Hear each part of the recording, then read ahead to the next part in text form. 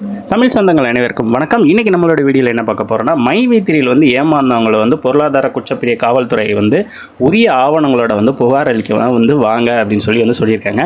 இந்த மாதிரி புகார் கொடுக்குறதால மைவி3யில் ஏமாந்தவங்களோட பணம் வந்து திருப்பி கிடைக்குமா, அப்படி புகார் கொடுக்குறதுக்கு நீங்கள் என்னென்னலாம் கொண்டு போகணும், அதை தான் இன்றைக்கி நம்ம முழு விவரமாக வந்து பார்க்க போகிறோம்.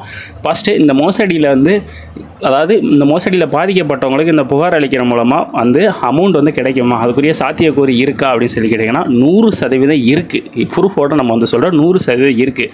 ஏன் அப்படின்னு சொல்லி பார்த்தீங்கன்னா, முன்னாடி டிஸ்க் அசட்ஸ் அப்படின்னு சொல்லி ஒரு பாலிசி கம்பெனி வந்திருந்தது. எல்ஐசி மாதிரியே அது ஒரு ப்ரைவேட். அதில் வந்து பாதிக்கப்பட்டாங்க, லட்சக்கணக்கான பேர் பாதிக்கப்பட்டாங்க. மைவி3யால் பாதிக்கப்பட்டவங்களை விட பல மடங்கு அதிகம் கிராமத்தில் உள்ள மக்கள் அனைவரும் இதில் வந்து பாலிசி நிறையா பேர் வந்து போட்டிருந்தாங்க. ஏன்னா எல்ஐசியோட இதில் அதிகமான ஆட்கள் சேர்ந்தாங்க. எல்ஐசிக்கே போட்டியாக வந்திருந்தது இந்த கம்பெனி. ஆனால் இந்த கம்பெனி ஒரு நேரத்தில் வந்து மூடிட்டு அவ்வளோ பணத்தையும் சுருட்டிட்டு ஓடி போயிட்டான். அவன் ஓடி போய் 10 வருஷம் ஆச்சுங்க.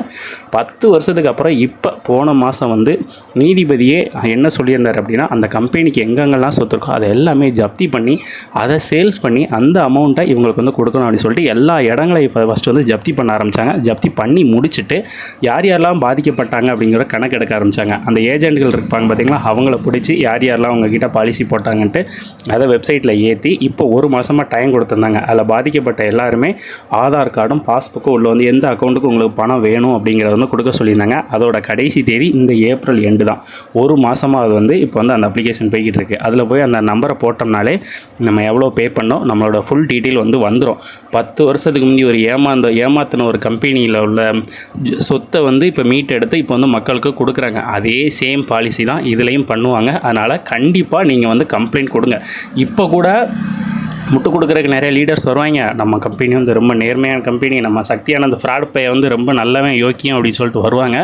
தயவு செஞ்சு யாரையும் நம்பாதீங்க. அப்படி யாராவது உங்கள் எந்த லீடராக உங்களை ஃபோர்ஸ் பண்ணாங்கன்னா அவங்க மேலேயும் நீங்கள் வந்து கம்ப்ளைண்ட் கொடுங்க. ஏன்னா அவன் வந்து அவ்வளோ தூரம் ஃபோர்ஸ் பண்ணோம்னா ஆதாயம் இல்லாமல் பண்ண மாட்டான். கம்பெனியில் நேரடி தொடர்பு இருக்கும், அல்லது அவன் ஏதாவது அமௌண்ட் வாங்கியிருப்பான். அந்த மாதிரி ஆட்களை பிடிச்சாலே அது காவல்துறைக்கு ரொம்ப ஈஸியாக இருக்கும் உங்களோட பணத்தை வந்து மீட்டு கொடுக்குறதுக்கு. அதனால் இப்போ யோசிக்காமல் காலதாமதம் செய்யாமல் சீக்கிரம் வந்து காவல்துறையிட்ட வந்து நீங்கள் எவ்வளோ தூரம் பாதிக்கப்பட்டீங்கன்னு உண்மையான தகவல் ஆதாரங்களோட கொண்டு போங்க. என்னென்ன சொல்லியிருக்காங்க அப்படின்னு பார்த்தீங்கன்னா, மைவி3யில் நீங்கள் எப்போ சேர்ந்தீங்க அந்த லிஸ்ட்டு எல்லாமே எடுத்துக்கோங்க. ஏன்னா எல்லாருக்கிட்டையுமே உங்ககிட்ட ப்ரூஃப் இருக்கும். ஏன்னா கம்பெனி ஆரம்பத்துலேருந்து உங்களை ஸ்க்ரீன்ஷாட் எடுக்க சொல்லிகிட்டே தான் இருந்திருப்பாங்க. அந்த ஸ்க்ரீன்ஷாட்லாம் கண்டிப்பாக வச்சுருப்பீங்க. அதெல்லாம் எடுத்துக்கோங்க. நீங்கள் தான் அப்படிங்கிறக்காக ஒரு ஐடி ப்ரூஃபு, உங்களோட passport size photo, Aadhaar card, அதாவது வங்கி கணக்கு புத்தகம், பாஸ்புக், இதெல்லாம் நீங்கள் கொண்டுக்கிட்டு ஸ்டேஷனில் உள்ள இன்ஸ்பெக்டர்கிட்டையும் பொருளாதார குற்றப்பிரிவு காவல்துறை அவங்கக்கிட்டே வந்து நீங்கள் வந்து கொடுக்கலாம். எதுவுமே தெரியல அப்படின்னா இப்போ உங்கள் லோக்கல் ஸ்டேஷனில் உள்ள இங்கே போய் தாராளமாக கேளுங்க. அந்த ப்ரொசீஜர் என்ன, எப்படி கம்ப்ளைண்ட் கொடுக்கணும்னு கேளுங்க. கண்டிப்பாக உங்களுக்கு வந்து உதவி செய்வாங்க. இப்போது இந்த நியூஸ் வந்ததுலேருந்தே நிறைய லீடர்ஸ் வந்து இப்போ நேற்றுலேருந்தே ஸ்டார்ட் பண்ணியிருப்பாங்க. நிறைய ஜூம் மீட்டிங் போட்டு இந்த மாதிரி கொடுக்கக்கூடாது, நம்ம நிறுவனம் வந்து ரொம்ப நேர்மையான நிறுவனம், நம்ம சக்தியானந்த் வந்து ரொம்ப நேர்மையானவர், மக்களுக்காக உழைச்சார், அவர் ஒரு பைசா கூட அனுபவிக்கல, அப்படி இப்படின்னு சொல்லி கதை கட்டுவாங்க. யாரும் அதை நம்பி மேலும் மேலும் ஏமாற வேண்டாம். அப்படி யாராவது உங்களை ரொம்ப ஃபோர்ஸ் பண்ணாங்க அப்படின்னா அந்த லீடர்ஸ் யார், அவங்களோட தகவல்களை ஸ்டேஷனில் வந்து தெரிவிங்க. ஏன்னா இந்த மாதிரி ஃப்ராடுகளுக்கு சப்போர்ட் பண்ணுற ஃப்ராடுகள்னாலேயே மக்கள் நிறையா பேர் வந்து பாதிக்கப்படுறாங்க. கண்டிப்பாக இது மக்களோட பணம், மக்களுக்கு கண்டிப்பாக கிடைக்கணும். அதனால் எல்லாருமே வந்து நீங்கள் இப்போ உடனடியாக இந்த கம்ப்ளைண்ட்டை வந்து கொடுங்க. உங்களோட ப்ரூஃப் எல்லாமே எடுத்துகிட்டு போங்க. சீக்கிரமாக பண்ணுங்கள். ஏன்னா அந்த டிஸ்க் அசட்ஸில் வந்து 1 மந்த் டைம் கொடுத்தாங்க. இப்போ 1 மந்தில் யாரெல்லாம் வந்து ஆன்லைனில் போய் ரிஜிஸ்டர் பண்ணியிருக்காங்களோ அவங்களுக்குலாம் நெக்ஸ்ட் மந்த் பேமெண்ட் வந்து கொடுக்க போகிறாங்க. அந்த டிஸ்க் அசட்ஸில் பதியக்கூடிய டைமே நாளையோட முடியுது. அதே மாதிரி மைவி3க்கும் கண்டிப்பாக அரசு வந்து பணத்தை வந்து மீட்டு கொடுக்கும். அதனால் இப்போ உங்களோட வேலை என்ன அப்படின்னு சொல்லி பார்த்தீங்கன்னா, எவ்வளோ ஏமாந்தீங்க, எப்படி ஏமாந்தீங்க, எல்லா தகவலையும் கொடுங்க. ஏன்னா இவன் மைவி3 நம்மளை என்ன சொல்லி சேர்த்தா, நம்மளுக்கு வருடம் ஃபுல்லாக வருமானம் அப்படின்னு சொல்லி சேர்த்துட்டு கோர்ட்டில் போய் அந்த ஃப்ராடப்பை என்ன சொன்னால், இது வந்து ப்ராடக்ட் பேஸ் கம்பெனி, நாங்கள் வாங்கின பணத்துக்கு வந்து ப்ராடக்ட் வந்து கொடுத்துட்டோம், 1000 ரூபா மாத்திரையே 60,000 சொல்லி ஏமாற்றி விற்றது பேர் ப்ராடக்ட்டு.